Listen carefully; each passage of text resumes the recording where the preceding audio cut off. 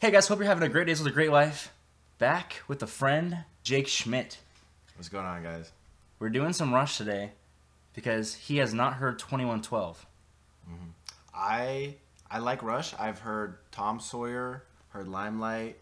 I've heard YYZ. I'm impressed by those, so I'm looking forward to listening to 2112. Yeah, earlier he was like, oh, Neil Peart is so good. I was like, have you heard 2112? He's like, no. I was like, would you like to be in a short video to do 2112? He was like, oh, hell yeah. So that said, without further ado...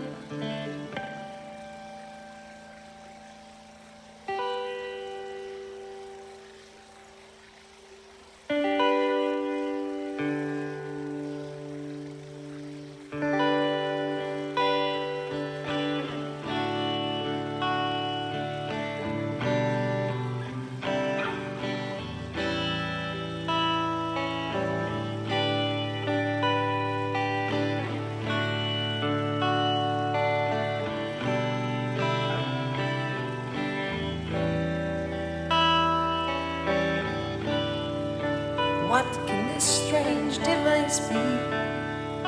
When I touch it, it gives forth a sound. It's got wires that vibrate and give music. What can this thing be that I've found?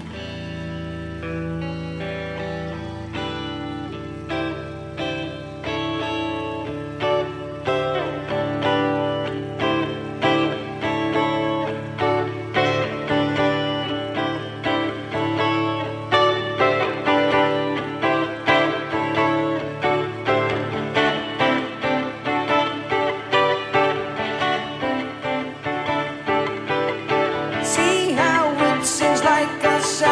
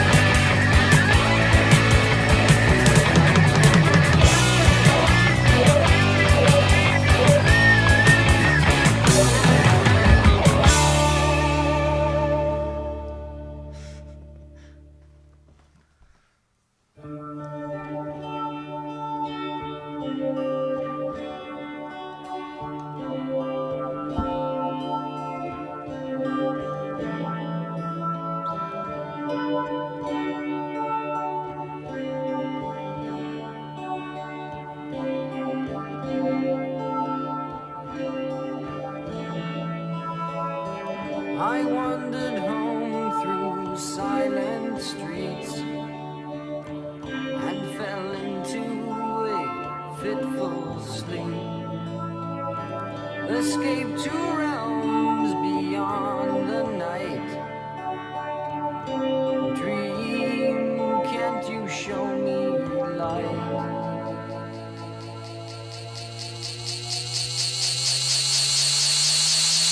I stand atop a spiral stair, and Miracle confronts me there.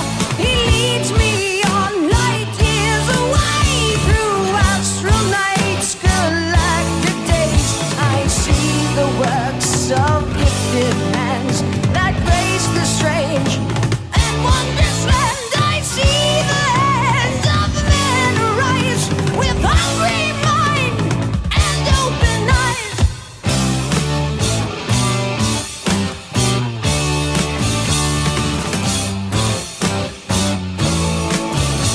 They left our planets long ago. The elder race still learn and grow. Their power grows with purpose strong to claim the home where they belong. Home to tear the temples down, home to change. A little echo there. Back to like the waterfalls or river, something like that.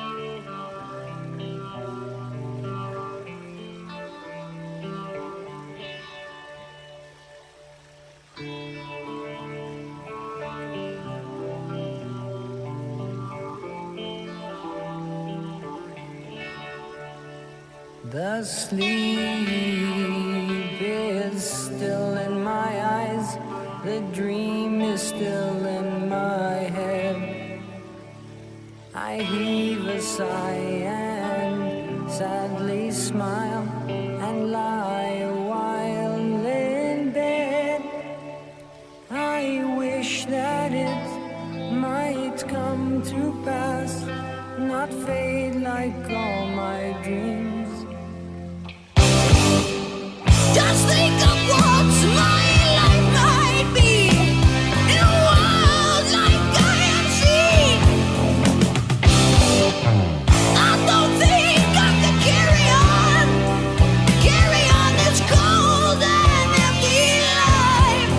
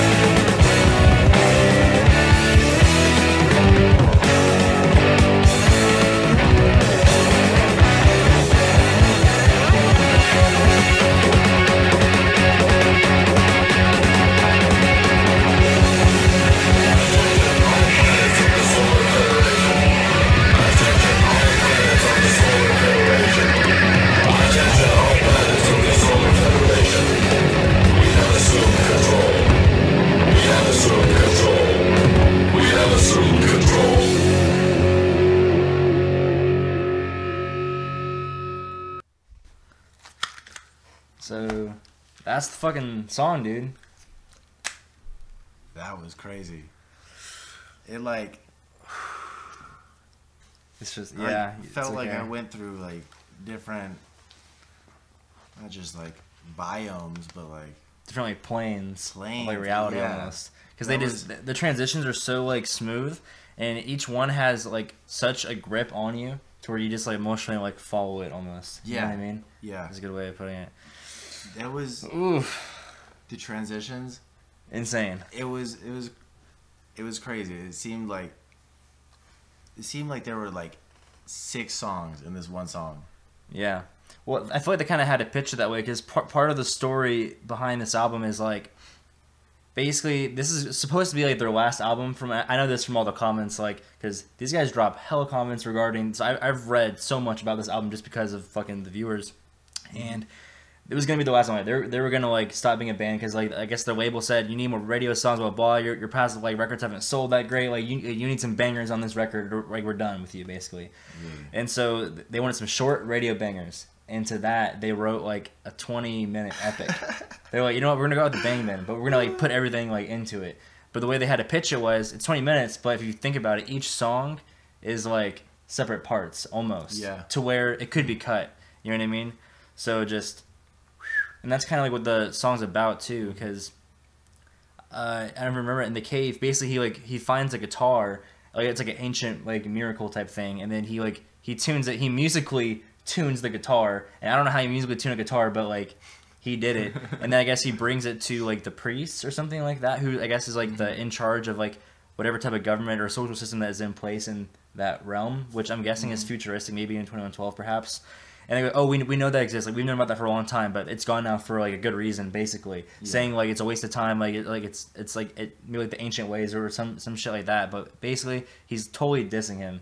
And so I guess, but he feels, I guess from the band's perspective, that they have something to offer people in terms of like in a way of like emotionally relating to others, you know. Mm-hmm. And so he's trying to like basically like I think of like the last parts, like the instrumentals and the guitar solos, as a way of almost like proving that it's like worth it almost. And then like by the end, it kind of like fades out, and he kind of like accepts the fact that I guess he's not gonna have it or something along those lines. And then he says like my lifeblood spills everywhere. So I'm guessing it means kind of he like commits suicide maybe towards the end, because like or like a world without music isn't worth like living. Basically, is what he's saying. Like if you don't have if you don't have this outlet to express yourself, or other people don't, where you can like experience it through it. And he's like, now that I've seen this miracle, I can't live without it now. Yeah. You know what I mean, type of thing. So that's the vibe I get from it. I don't know if that's 100% accurate, but from what I read, that's like the main picture that I'm painting. Mm-hmm. And knowing that, like the next time you hear the whole song over, it just adds so much to emotional factors to different parts. In that sense. Yeah, like once you like know the lyrics and kind of like correlate different parts, it's fucking crazy. Mm-hmm. Yeah. The amount of emotion that I felt during that song is crazy. Like it's so much more than you think. It was very expressive. It really like if you with the headphones on, like I was just entirely in it. Lost in the sauce is the phrase that we use on this part of town. I was lost in the sauce. That's how you do it. But that was, and for good reason. It's one of those songs, dude, where it totally just like grabs you. And the thing I've said before about Rush, and I haven't heard it like all the way through the albums previous to this one, but the thing about Rush is they're world class like musicians all around. And in every song I've heard about them, it's always been amazing instrumentals. Now I'm guessing what the issue was having like that marketable like songwriting. You know what I mean? Mm-hmm. Just like in a lot of bands in that time, like it was very competitive. You know what I mean? To get on the radio, you had to have a song that people just like wanted to hear, wanted to like sing along, wanted to have like in their car with family driving. Yeah. You wanted to have like those bangers that could just be replayed and everyone, no one's like upset about it. You know what I mean? Mm-hmm. And they hadn't found that, I guess maybe that like spark or like that like where the stars align in terms of the songwriting. Mm-hmm. But this is one of those songs where it's just like songwriting is like just perfect. It's total quintessential Rush. You know what I mean? And I feel like they probably like weren't the same after like this album.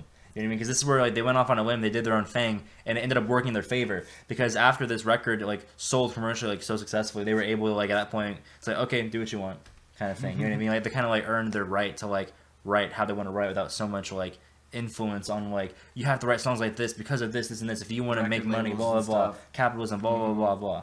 They said, listen, we're just trying to like have fun. You know what I mean? Yeah. But I guess like sell some records at the same time. So you do have to find that balance between like the marketable sound and putting all this emotion into it and expressing it how you want. The lyrics. I'm gonna need to read those lyrics. Yeah, but and you know what's really crazy whenever you like listen to all of this and you think That's 3 people. Oh, dude. Anytime I hear That is a new Rush song, 3 people, I'm just man. like, how is it 3 people? No, 100%. Glad you said that because it's literally so true. Whenever I show someone Rush the first time, I play a song, I pause it at a certain point, I'm like, how many people do you think are in this band? And the answer is always like, oh, easily 5. It's like 3. There's 3 people. Just No, 3. that's Rush, dude. Rush is just too good. Oh my goodness. Progressive rock in its purest like form in terms of like this time period. It's just so good. And what I like about the vocals is that so much higher pitch than normal, and it just adds such a different It totally does. swing on things. People who can't, because people's biggest complaint about Rush, and the thing is, Rush is already huge. Now the only reason, and huge up, like they're up here. You know what I mean? Like one of the biggest bands. But the reason they never broke through the next barrier is literally because people hate on his voice so much. I have no idea why. Like if I'm showing someone like Rush and they like, it's great, but like I just can't do the vocals. I'm like, fuck off. You know what I mean? Like the vocals are actually so good. Like once you kind of get into the groove and get used to like how he's projecting his voice, the notes he's hitting, the tonality, the way he's the rhythms in it, all of it. It's just like Geddy Lee's like a world-class fucking vocalist, and he shouldn't sing any other way. You know what I mean? And you know how many people would have had to have told him through life and through his career, hey, if you sing like this, you'd probably sell better. You know what I mean? He said, no, this is how I sing, dude.